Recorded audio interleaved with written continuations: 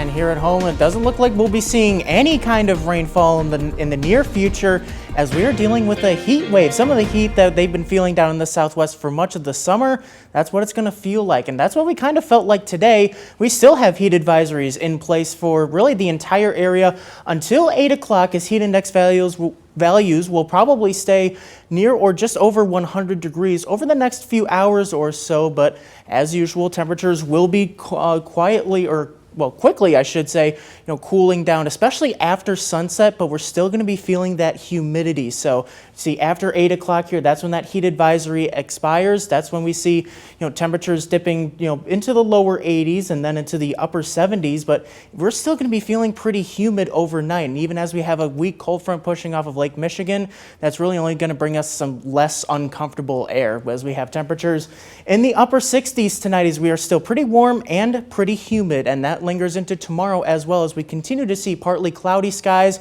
bringing us some brief relief with that, cooler air. Temperatures in the upper 80s, still above average for this time of year, but it's not going to feel quite as humid. But then afterwards and into the week ahead, we begin to see that heat returning. We have heat advisories posted for much of northern Illinois. This is in effect on Tuesday, but we also have excessive heat watches for much of southwestern Wisconsin, as well as some of our northern Illinois area. Most of this takes effect on Tuesday morning, lasting through Wednesday evening. It could even be extended farther than that, as we have heat indices up to potentially over 110 degrees at times, and that's because this heat dome really doesn't move. As you can see here, seeing that little bit of relief heading into Monday, but then as you can see, that quickly gets out of here. And as we look towards Tuesday, we get right into the heart of this heat wave. As you can see, very hot and humid conditions likely going to be sticking around for really much of the next few days. So even as we see some relief on Monday,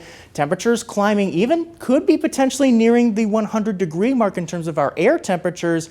But when you factor in that humidity, we are going to have heat indices closer to 110. So as we have this kind of weather for this long, it's going to be difficult to stay cool. So make sure you're staying hydrated and limit your time outside if you can through the middle of this week, because it is going to be feeling hot and humid for much of the next few days until we get some relief into the weekend. And in your most accurate 10-day forecast, it looks like that relief will be here to stay after next weekend, with temperatures much closer to seasonable levels just in time for the apple orchard season, Sam.